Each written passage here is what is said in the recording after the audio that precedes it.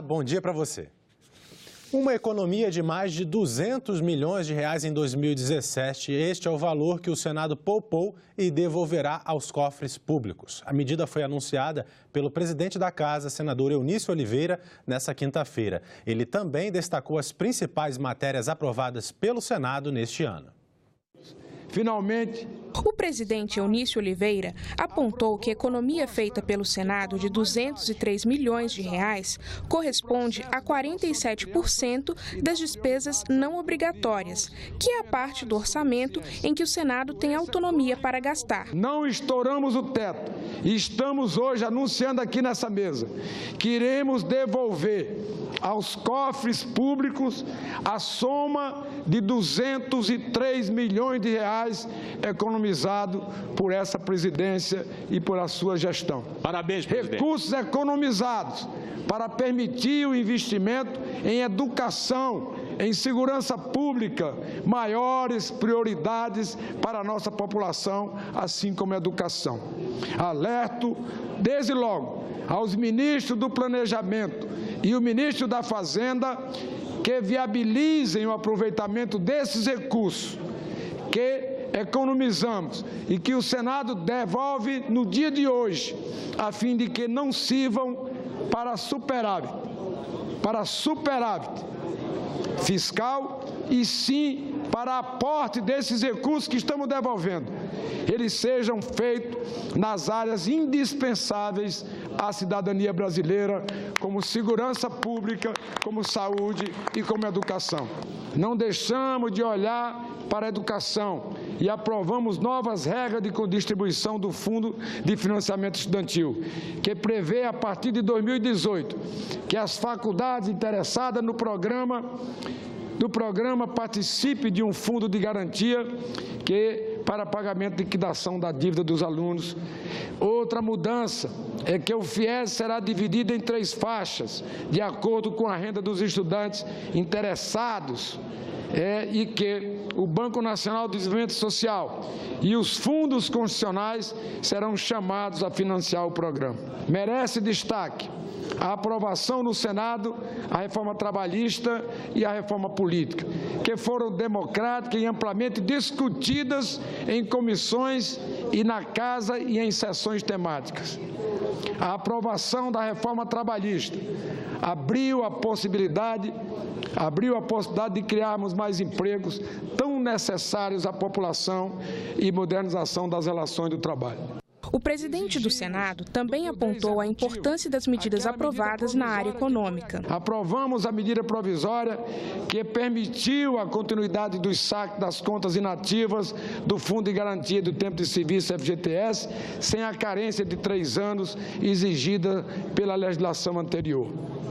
A criação do programa Cartão Reforma, crédito para a família reformarem e construírem parte das suas casas, ainda para colaborar com os estados e municípios. Aprovamos uma série de matérias relacionadas às finanças públicas dos governos estaduais, das prefeituras, que, como disse, enfrentam uma das maiores crises orçamentárias da história. Empenhado nisso, este Senado aprovou em caráter de urgência o projeto que institui o regime de recuperação fiscal dos estados e do Distrito Federal. A matéria foi aprovada por esta Casa e sancionada sem vetos presidenciais. O Senado aprovou nesta quinta-feira a criação do Programa de Regularização Tributária Rural. Além de regras para refinanciar dívidas, o projeto também diminui a alíquota da contribuição paga pelos empregadores rurais. Foi a última sessão de votações no plenário este ano. Confira na reportagem de Carla Benevides. A proposta tem o objetivo de facilitar a quitação de dívidas de produtores rurais com o Fundo de Assistência ao Trabalhador Rural, o FUNRural. O texto foi baseado na medida provisória 793 de 2017 e que perdeu a validade porque não foi votada a tempo na Câmara dos Deputados. Os aderentes à renegociação pagarão no mínimo 2,5% do valor da dívida consolidada em até 2 parcelas iguais. O restante do passivo poderá ser pago em até 170 46 prestações mensais, tendo por base parte da medida mensal da Receita Bruta. Ademais, por uma questão de justiça, essas parcelas não terão incidência de multas, juros ou encargos. 10 bi de anistia e mais, senadora Simone. Nós estamos mexendo para o futuro. Estamos diminuindo as alíquotas para o futuro. Cai de empresa, pessoa jurídica, produtores rurais, de 2,5 para 1,7. Aí os senhores querem convencer o povo brasileiro que nós estamos, de fato, preocupados com a sustentabilidade da Previdência? O que nós estamos fazendo aqui, o Senado, o Congresso Nacional, tentando salvar o setor que foi responsável pelo superávit deste país nos últimos anos, responsável por 30% da nossa balança comercial, quase 30% dos empregos diretos e indiretos deste país. Nós não estamos querendo favorecer rico, latifúndio ou mesmo minifúndio. Também foi aprovado um projeto que estabelece critérios para a isenção do ISS nas exportações de serviços para o exterior. A matéria segue agora para a Câmara dos Deputados. Também foi aprovado o projeto de resolução que prevê a presença do ministro-chefe da Casa Civil na Comissão de Assuntos Econômicos uma vez a cada semestre para apresentar as ações que o governo tem promovido para melhorar a produtividade e o ambiente de negócios do país. O senador Armando Monteiro acatou uma emenda permitindo que outros ministros também tenham que comparecer à CAI. Para poder prestar conta do andamento dessa agenda microeconômica, considerando que essa agenda demanda muita coordenação intragovernamental e que, ao mesmo tempo, aconselha o Senado a monitorar e acompanhar permanentemente essas ações. Na última sessão deliberativa, o plenário também elegeu os senadores que vão representar a Casa entre os dias 23 de dezembro e 2 de fevereiro. Todo ano, a Câmara e o Senado estabelecem uma comissão de parlamentares que, durante o recesso, tem as mesmas competências do Congresso Nacional.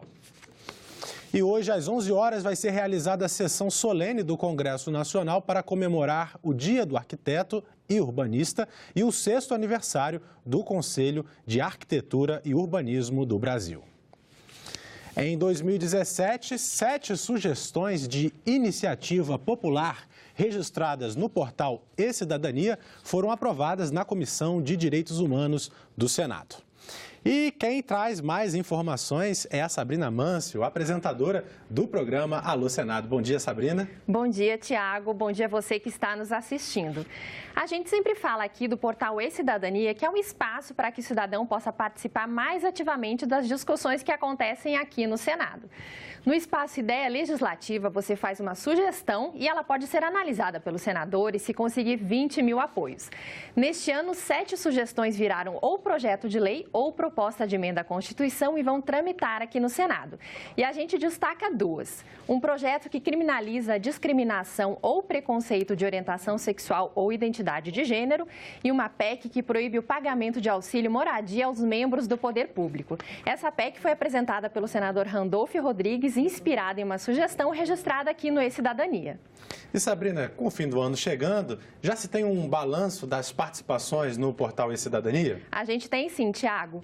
Os números aumentaram bastante do ano passado para cá. Se a gente considerar 2015, aumentou ainda mais. O número de ideias legislativas saltou, de um pouco mais de 1.500 em 2015 para quase 8 mil em 2016 e até agora, neste ano, em 2017, já foram quase 26 mil. O número de visualizações do site também cresceu bastante. Lá em 2015, a gente tinha 9 milhões. Em 2016, passou para 107 milhões, um salto bem grande. E agora, neste ano, a gente tem quase 127 milhões. Por fim, o número de usuários que acessaram o E-Cidadania pelo menos uma vez desde a criação do programa em 2012 equivale a praticamente 40% de toda a população brasileira que tem acesso à internet. São mais de 43 milhões de pessoas. Os números são impressionantes, não são, Tiago? Com certeza. E você já sabe, para participar das discussões aqui do Senado, além do E-Cidadania, você tem o Alô Senado. Você pode mandar a sua pergunta pelo nosso WhatsApp, 61 999661616. Eu te espero aqui hoje às 8 da noite. Até mais.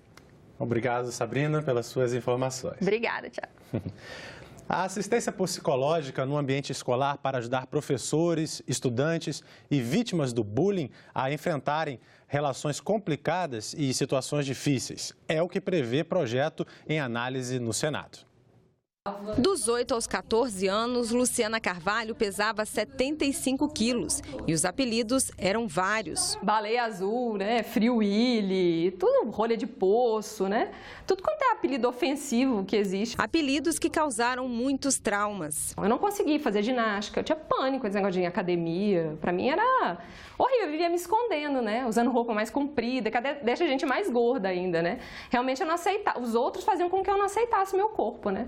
Então eu chorava muito, muito. Com a ajuda de um médico profissional, Luciana emagreceu 29 quilos e constatou que só depois de magra foi aceita pelos colegas. A adolescência é um momento muito frágil ali, né? Essa questão é determinante você ser aceito ou não no grupo, né? 1 em cada 10 alunos é vítima de bullying nas escolas brasileiras, segundo uma pesquisa do Programa Internacional de Avaliação de Estudantes de 2015.